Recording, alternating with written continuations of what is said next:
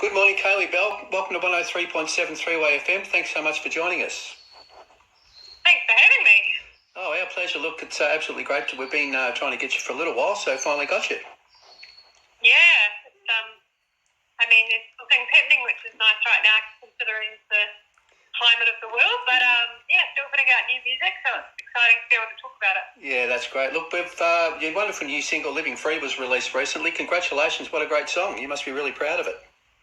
Thank you. Yeah, I wrote that song about 6 years ago over in Nashville, and it's been sitting on the pile for a long time, and we actually play it live and just love it. And so, it popped its head up when I was looking at songs for my record, and I'm just so stoked that Lindsay L wanted to jump on the song, and she's done her part from Nashville and played the guitar solo and put the vocal down, and then we've actually shot a music video as well that's coming out very soon. So there's been a lot going on, and it's been really cool to collaborate on that song. Yeah, fantastic. Now, look, the chemistry between you both is really obvious in the song. So, how do you know Lindsay L? You just met her through Nashville, or obviously she's a pretty well-known artist. So, how did the collaboration come about?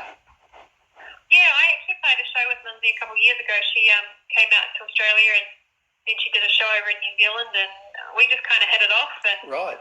I've kind of kept in touch ever since, and I just think she's one of those absolute real deal kind of humans, and I have a lot of respect for her, and I think she works incredibly hard, and I think we were really just quite a natural fit together. I'm just stoked that, I have that friendship, and I'm a big supporter of hers, and it's so cool to have her on my song. Yeah, no, it's fantastic. Look, you co-wrote the song with Sam Sumser and Michael Lawton. Yeah, I read somewhere that you described the song as being about living in the moment and being carefree. Are you able to expand a little bit on this for us? Yeah, so I wrote the song with Sam and Michael, like I said, about 6 years ago, and it's funny because we were all just a bunch of randoms in this writing room, and they've gone on to do some incredible things. Sam wrote all the Lizzo and produced all the cool new Lizzo music, and Michael's had a bunch of number ones with Dustin Lynch and a couple of country artists. So right. It's quite funny looking back and thinking, we were just these three random unknowns in a room. And just, to have seen what everybody's gone off and done has been really cool. I just had that melody on my way over to the right. I remember getting out of the taxi that day, like I still remember it, and being like having this idea, and, we wrote the song, and I feel like it's probably the meaning of it is important now more than ever. Yeah, absolutely. The last couple of years have been very much a moment of just appreciating what we have and trying to find ways to, still live life to the full. And yeah, you're right. It seems so relevant these days, in particular, doesn't it? It's incredible, really. Yeah. So I like, I think songs always find their home and their place and their time, and I feel like this song is just it's right for right now. Yeah. Yeah, fantastic stuff. Look, I know you're quite as saying you want to perform. You're really looking forward to performing live with Lindsay one day. Now, have you got any plans afoot for this to happen soon? Yeah, I think it'll be happening next year, which is pretty exciting. It'll definitely be happening on this side of the world. So yeah, definitely great. Look forward to that. Yeah. So now you're from New Zealand, of course. You grew up in a small country town on the South Island. Now you'll have to excuse my pronunciation if I haven't got it right. Waimate, is that right? Waimate, yeah, very good. Yep. There you go. Nailed it. Yeah, I nailed it. What was it like growing up in a small country town? How much of an influence has this had on you as a musician? I just love country towns. I think they're amazing. The sense of community you get, and one of those things, the older you get, you look back and you're like, you just become more and more grateful to have had such a simple upbringing, with really good friends, and the same group of friends that I had since kindy, since I was 4 years old. They're also my best friends now, which is just so I think it's really healthy, and they're not into music like I am, and so we just connect on such a human level, which I think is nice. Yeah. And we just had the opportunity to do so many things, I was very much into sport as well, and so Mum was more than willing to, travel with us as kids to give us opportunities, which we were really lucky for. So we just spent a lot of time travelling as kids, for music and sports, and like I said, just a very simple upbringing of being able to try lots of things and just feel really safe and secure, growing up in a really loving community. Yeah, no, that's great. Look, I know there's a bit of a perception that country music is not all that big in New Zealand. However, a lot of people are saying it's now starting to slowly gain in popularity. Do you think this is a reasonable? Absolutely. Yeah. Do you think this is a reasonable assessment of the country music scene in New Zealand? I think it's honestly like a new era, which is great because growing up, I definitely was the generation that did not have it on the radio. It was missing from my whole culture and upbringing, and none of my friends are into country music because we just didn't hear it as kids in New Zealand. And it's been one of my big things is having a goal to get on radio one day, and that actually has happened this year, which is amazing. Right.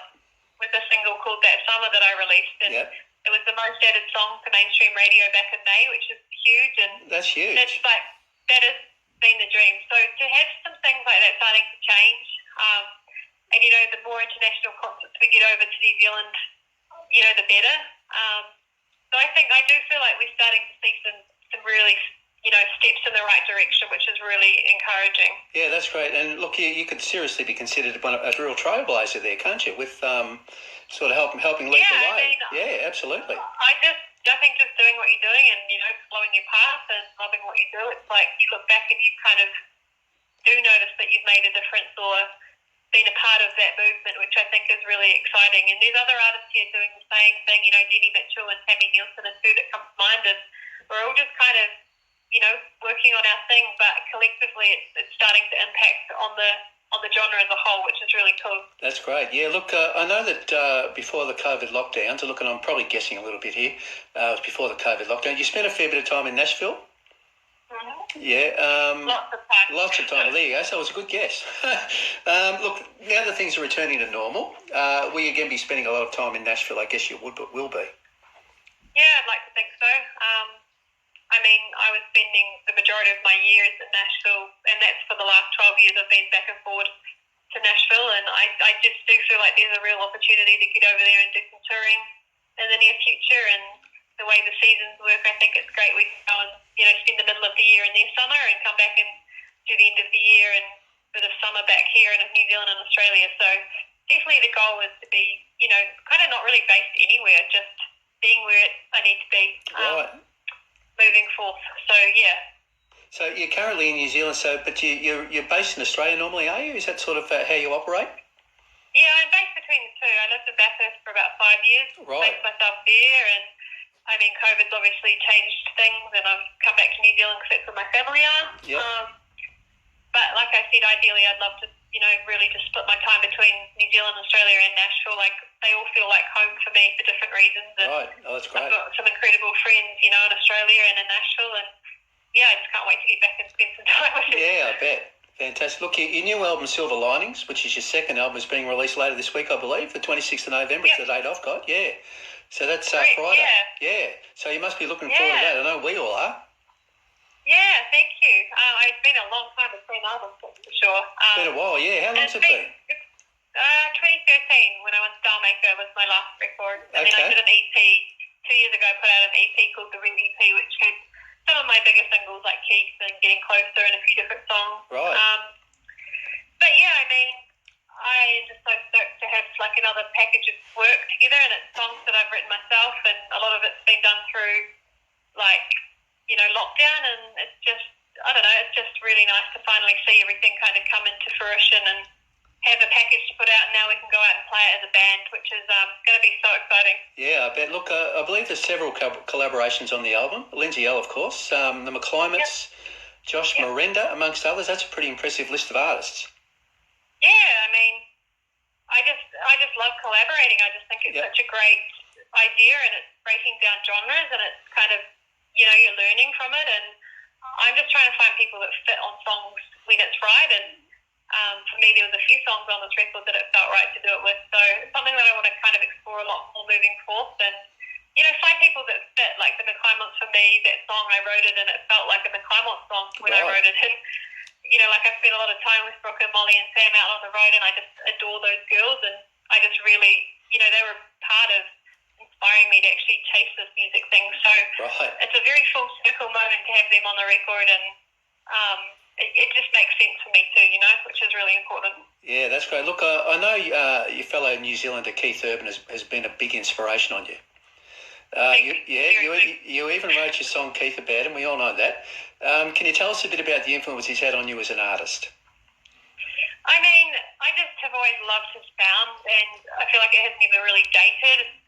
His songs are incredible. Yep. His live show is mind-blowing, and, you know, he took risks and he had to move away to make anything happen for himself, and I think I've kind of learnt that, you know, from a young age. I moved to Australia by myself when I was 21 and didn't really know many people, and that was a big step at the time, but it never felt scary or anything because I could look to him and be like, well, he did it, so I can do it. And the same with Nashville, you know, moving to Nashville eventually. I know that's definitely on the cards soon, and, you know, I just feel like he's kind of just that sort of reference of confidence that I need every now and then. Right. That you've got to get out, you know, you've got to get out there and be where you need to be and work hard, and, you know, the results will come.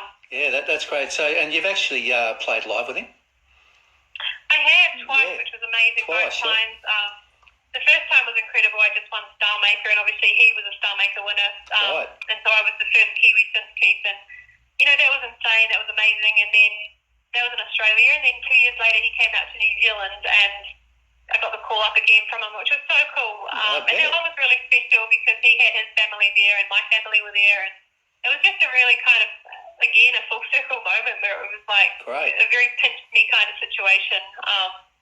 Because he's just the most genuine, humble human, and just someone that you can't help but learn from, you know? Right, that's fantastic. Look, now, we've got to talk about the billboard in Times Square in New York. Wow. How cool is that? A huge picture of Kaylee Bell plastered all over Times Square. Can you tell us all about that?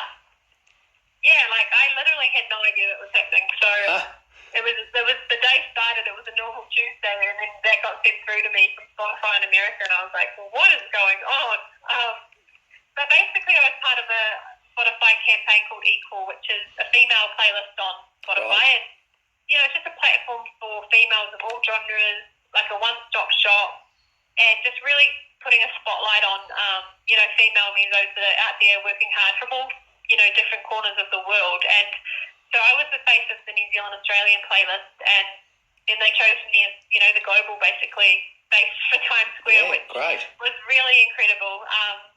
And for me, you know, like I said, that playlist is just so important because, you know, I come from the bottom of the earth down here, but, you know, for them to recognise and connect, you know, musos from all sides of the world and all different tastes and genres, I just think it's really cool, and it is the future, you know. That's great. Look, and I know that I read somewhere that you burst into tears. I mean, that's lovely. As soon as you heard it, you burst into tears of joy. I mean, that's fantastic. So yeah, well, you know, like it's a lot of people were involved in this thing. You know, like I'm an independent artist, I'm self-managed, but I have a small team of, like, really good friends that I get to work on my music with, and, you know, we have just the best time doing it. And so for me, it's like a celebration for all of us, because I think we're all kind of working together on this, and we're all working for a common goal. And absolutely, it's just nice when surprises like that happen. Absolutely, yeah, that's great. Look, what about, we touched on it, you touched on it before, what about gigging and touring? Now the opportunities are there now, of course, to start again. Are there any plans in the pipeline for that? Yeah, well, I mean, I've got a band here, and we rehearse all the time, and we're just waiting for the world to open and to get that chance again. I mean, this last summer we've already had about 15 gigs and festivals cancelled, so you know, it's been brutal. But we're just keeping playing and keeping, you know, fit and ready, so that when the opportunities arise again, and hopefully they will start soon, then, you know, we can get back playing on, you know, MIQ situations and lockdowns and all that kind of thing. But I do think next year, by late next year, we'll be back in Aussie playing a lot. So I think you'll be seeing us a lot very soon. Oh, that's great. Can't wait. That'll be fantastic. Look, thanks so much for joining us today, Kayla. It's been such a pleasure chatting with you. And look, good luck with living. Yeah, my pleasure. Look, good luck with Living Free in the new album. Look forward to coming out and looking forward to seeing you in Australia soon.